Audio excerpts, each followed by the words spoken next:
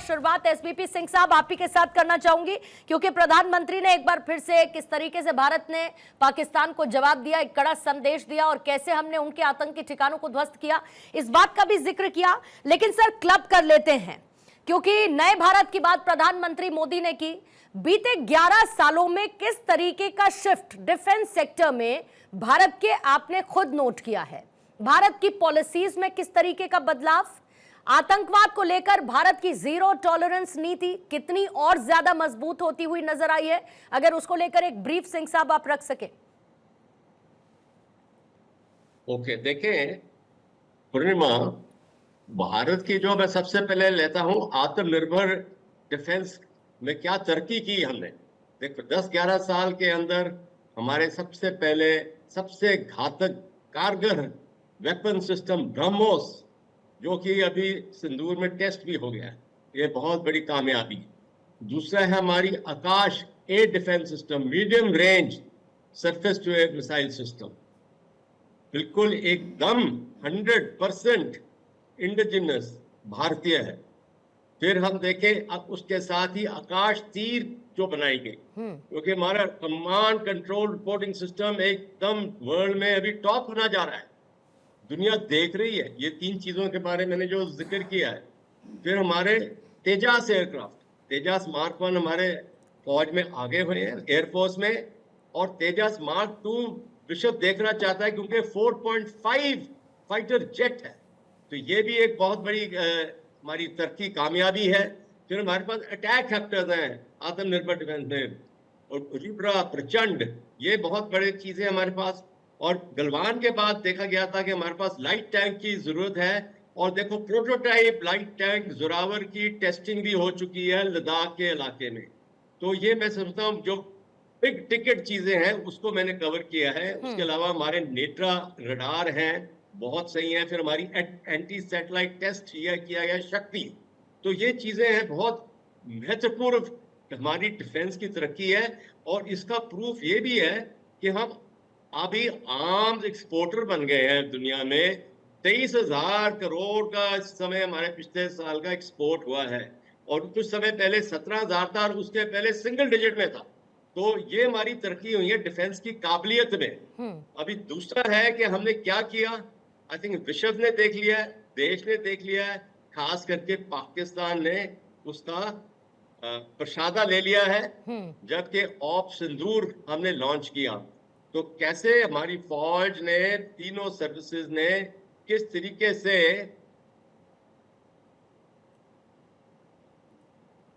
Sir आपका voice जरा चला गया है। मैं लौटती हूँ सिंह साहब आपके पास। कोहली साहब आपके पास आ जाती हूँ। कोहली साहब आपके पास आ जाती हूँ, क्योंकि हमने एक सपना देखा है और 3rd लार्जेस्ट इकोनॉमी बनने का, जिसमें 4th लार्जेस्ट इकोनॉमी का सपना हमने वैसे भी पूरा कर लिया है। लेकिन हमने ये भी देखा कि किस तरीके से अलग अलग वॉर सिचुएशंस हुई, ग्लोबल अनसर्टनिटीज हमने देखी, एफडीआई का इनफ्लो हमने देखा, मैन्युफैक्चरिंग शिफ्ट हमने देखा। इन सब के बीच आपको लगता है कि भारत ने पग पग चलते हुए बीते 11 सालों में पीएम की लीडरशिप में उस सपने की तरफ एक मजबूत कदम बढ़ाया है? और 4थी लार्जेस्ट इकोनॉमी बनना भारत के लिए कितना बड़ा बूस्टर डोज आप देखते हैं?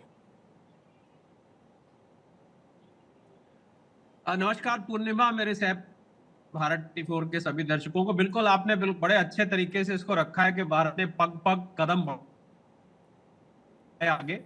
और इसका सबका प्रूफ पूर्णिमा अगर बताऊं, सबसे बड़ा प्रूफ इसका कि 2014 में हम $2 ट्रिलियन की अर्थव्यवस्था थे। पूर्णिमा ध्यान दीजिएगा, $2 ट्रिलियन भी पूरे नहीं थे, यानी कि 1947 से के मिलियन तक पहुंचे। 2010 से के 25 तक 4.18 पहुंच गए। मैं कोहली साहब आपका ऑडियो एक बार मैं करेक्ट कराना चाहूंगी, क्योंकि बहुत इंपॉर्टेंट बात है, पॉइंटर्स हैं। तब तक मीनवाइल मैं स्टूडियो में जरा चर्चा कर लेती हूं और एक बार सबका एक बार ऑडियो प्लीज रीचेक करेंगे। संजय सूद साहब, मेडिकल फील्ड में आ जाती हूं। अभी अभी हमने देखा, और मैं पिछले से लेके अभी तक को कनेक्ट करते हुए इसीलिए बात करना चाहती हूँ, क्योंकि अभी हम फिर से कोविड के केसेस को बढ़ते हुए देख रहे हैं। बीते 11 सालों की प्रधानमंत्री की लीडरशिप में हमने कोविड जैसी महामारी देखी, हमने आयुष्मान भारत योजना का विस्तार देखा। इसके साथ हर एक बजट में हमने हेल्थ सेक्टर में भारत सरकार के योगदान को भी देखा और समझा, जिसे लगातार उन्होंने बढ़ाने की भी कोशिश की। लेकिन फिर भी मैं ये सवाल आपसे पूछ रही हूं, आपको लगता है कि परसेंटेज बजट में हेल्थ सेक्टर में और ज्यादा एनहांस होना चाहिए? क्या प्राइवेट सेक्टर का इन्वॉल्वमेंट ज्यादा है? गवर्नमेंट सेक्टर में हम मेडिकल फील्ड को कैसे देखते हैं? और अभी तक आप कितने सैटिस्फाइड इस लीडरशिप में हैं और आपको लगता है हुए बदलाव भारत को मजबूती देते हैं? धन्यवाद आज शो पे बुलाने के लिए, हेल्थ सेक्टर पे बात करने के लिए। आपको इतना कह सकता हूँ कि मोदी जी के, हमारे प्राइम मिनिस्टर जी के 11 साल पूरे हुए हैं और इन 11 साल में जो हमने चेंजेस, लॉन्ग टर्म चेंजेस, एक होती है शॉर्ट टर्म चेंजेस, तो जो हमने एक लॉन्ग टर्म चेंजेस देखी हैं वो आई थिंक इंडिपेंडेंट इंडिया में हम पहली बार देख रहे हैं कि हेल्थ को इतना महत्व दिया जा रहा है इतने समय के बाद। और आपको सबसे शायद लोगों ने शुरू में रियलाइज़ नहीं किया, जब मोदी जी ने पहले 2014 में वो आए थे तो सबसे पहले उन्होंने शुरू किया था स्वस्थ भारत अभियान। अगर आप देखेंगे तो 2 अक्टूबर को ये शुरू हुआ था देश के सारे इंस्टीट्यूट्स में। स्वस्थ भारत जो अभियान है या सैनिटेशन या अच्छा पानी पीने को मिलने, ये प्रिवेंटिव केयर की तरफ फोकस करता है। और ऑल्दो ये डायरेक्ट लगता है कि हेल्थ से संबंधित नहीं है, पर लगभग आपकी 30-40% बीमारियों से आपको बचा सकता है।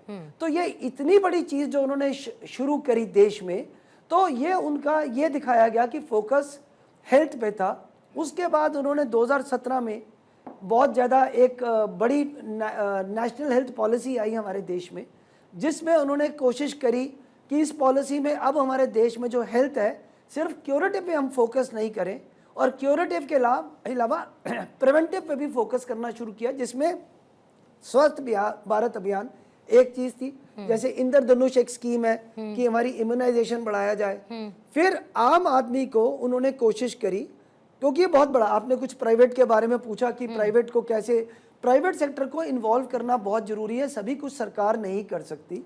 बट और ये सरकार का मानना भी है, हम जितना मर्जी सरकारी सेक्टर बना दें, हमारी आबादी इतनी है तो एक बहुत, जिसे कहते हैं ना गेम चेंजर कह लो, या देश में मैं यही कह सकता हूँ कि ऐसा प्रधानमंत्री या ऐसा इंसान पूरे किसी भी देश को 100 साल में या सेंचुरी में एक मिलता है, मेरी अपना जो मानना है। तो जो इन्होंने आयुष्मान भारत की जो स्कीम, इंश्योरेंस स्कीम लागू करी 2018 में विद ए फोकस कि उसमें इन्होंने ये करा कि 50 करोड़ हमारी जनता है, कोई 140 करोड़ के करीब। तो इस स्कीम के द्वारा उनको इंश्योरेंस स्कीम के थ्रू लाया गया, क्योंकि ज़्यादातर ये पाया गया कि जो गरीब भी रेखा के नीचे लोग जाते हैं वो हेल्थ केयर का या महंगी दवाई समझ लो इलाज के लिए जो जाते हैं सेकेंडरी एंड टर्शरी केयर उनको गरीबी रेखा के बहुत सारे लोगों को, लाखों लोगों को हर साल नीचे ले जाती थी। तो ये आयुष्मान भारत स्कीम से, जिसमें हम प्राइवेट सेक्टर को भी इन्वॉल्व कर रहे हैं, गवर्नमेंट सेक्टर को भी इन्वॉल्व कर रहे हैं, और इसके द्वारा हम 10 करोड़ फैमिलीज और 50 करोड़ इंडिविजुअल्स को 5 लाख रुपया पर साल secondary care and tertiary care के लिए, जैसे किसी को हार्ट की बीमारी हो गई, किसी को और कोई बीमारी होगी, कोई बड़ा ऑपरेशन चाहिए कैंसर की, तो उसके लिए हमने ये शुरू किया।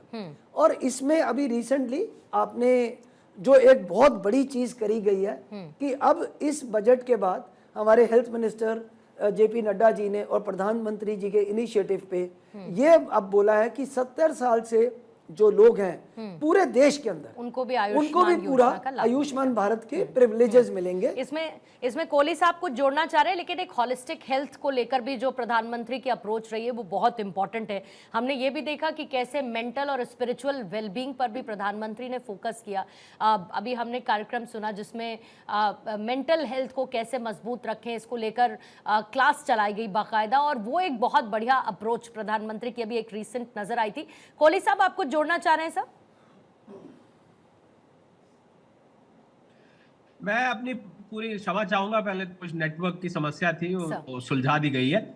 देखिए मैं आपको ये बता रहा था 1947 से लेके 2014 तक पूर्णिमा हम $2 ट्रिलियन तक पहुंचे। ठीक है, ये फिगर्स हम सबके पास है। और 2014 और 2025 बीच में हम $4.189 ट्रिलियन हो गए।